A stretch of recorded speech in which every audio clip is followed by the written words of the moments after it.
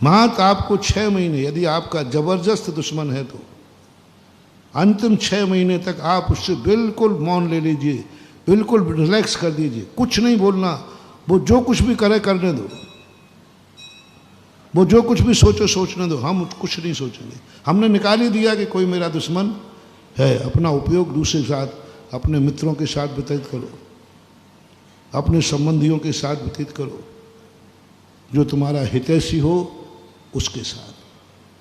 सामने हितैषी आया, दुश्मन आया है, अहित करने वाला, तो आपका हित करने वाला कौन है? देखना, बिल्कुल नेगेटिव पॉइंट ले जा रहा हो। आपके सामने कौन आया है? अहित करने वाला, बहुत अहित करने वाला है, सर्वनाश करेगा वो।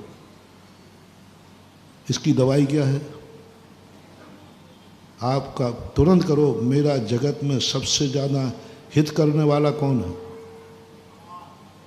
जो भी आपका हो, मैं कोई नाम नहीं ले, भगवान हो तो ठीक है, गुरु हो तो ठीक है, तुम तुरंत जाकर के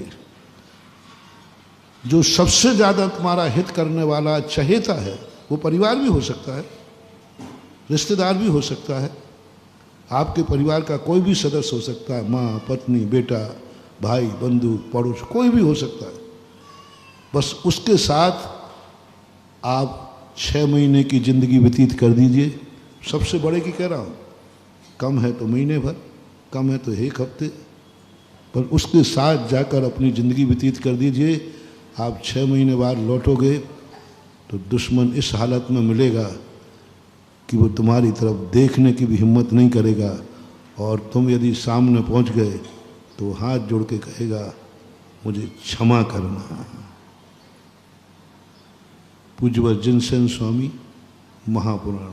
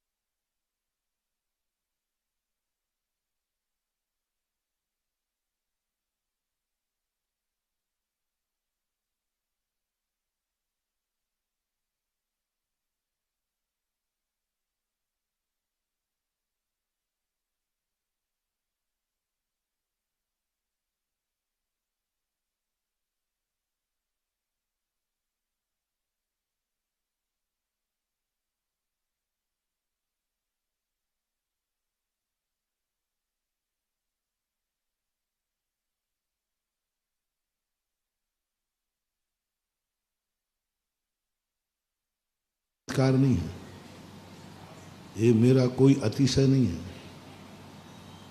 और मेरे उससे कुछ भी नहीं होने वाला, कुछ भी नहीं होने वाला। मेरे भरोसे रहे तो एक क्षेत्र भी नहीं बना पाओगे, बनेंगे ही नहीं। मेरा ताकत नहीं, मेरा विश्व, मेरे अंदर मेरा नेचर क्या? नहीं महाराज, वो आपका नेचर ही है तीर्थ क्षेत्र बनाना, आपका नेचर ही है कि दान देना। आप वो मालाएं फेरते हो ना कोई जादू वाली, नहीं, मैं अपने भक्त को कभी प्रभावित नहीं करता। मेरा नेचर है, मैं कभी संसार में किसी व्यक्ति को अपनी तरफ आकर्षित नहीं करूंगा, करता भी नहीं हूं, करूंगा भी नहीं, क्योंकि ये संमोहन कहलाता है। दूसरे को बस में करना, दूसरे को अपनी तरफ आकर्षित करना, दूसरे को कैसे हम बस में करें, कैसे हम तुमसे दान दिलाएं, कैसे हम तुम्हें मंदिर बुलाएं, कैसे हम तुमसे माला फिराएं, कैसे हम तुमसे प्रवचन में बुलाएं, कैसे हम तुम्हें मुनि बनाएं, कैसे करें। यदि ये भाव मुनिराज के मन में आ गया, सारी शक्तियां खत्म हो जाएंगी, भस्म हो जाएंगी।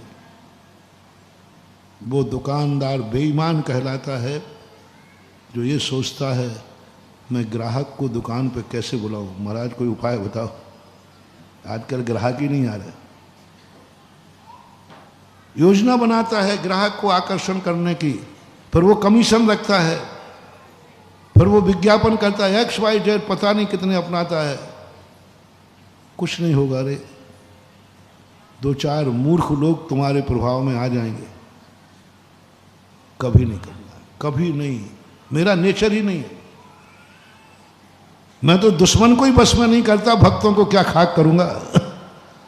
मेरे मन में दुश्मन को भी आज तक कभी बस में करने का भाव नहीं है। कई लोग कहते महाराज जी आप चाहो तो दुश्मनों को 2 मिनट में निपटा दो। मैं निपटाऊं तब ना, मेरी तो पूंजी है। आप चाहो, बहुत लोग आते महाराज जी आप चाहो तो सारे दुश्मनों को ऐसा बंद करो कि उनके मुंह ही नहीं खुले, मुंह बंद हो जाए। और कर सकता हूं, कर सकता हूं। जैन दर्शन में ऐसे बहुत पॉइंट दिए। पारसनाथ चाहते तो कमठ को कीलित कर सकते थे, समर्थ थे, तीर्थंकर थे, 63 रिद्धियां थी, कमठ को बस में कीलित कर देते। कमठ की मजाल नहीं है कि वो एक कदम आगे बढ़ा दे, ये शक्ति थी, पर उन्होंने नहीं किया, नहीं किया। 700 मुनियों में ये ताकत थी कि हस्तिनापुर में पूरे बलि आदियों को कीलित कर सकते थे। 700 मुनिराज को जो उपसर्ग हुआ ना, उनमें ताकत थी।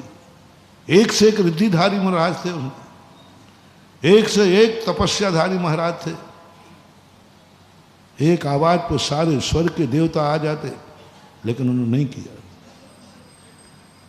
जो व्यक्ति दुश्मनों को बस में नहीं करता, वो भक्तों को बस में करने का भाव भी नहीं करता। दोस्तों अगर आपको मेरी वीडियो अच्छी लगती है तो प्लीज़ मेरे चैनल को लाइक करें, शेयर करें, सब्सक्राइब करें। इसी तरह से अपना प्यार देते रहें। Thank you.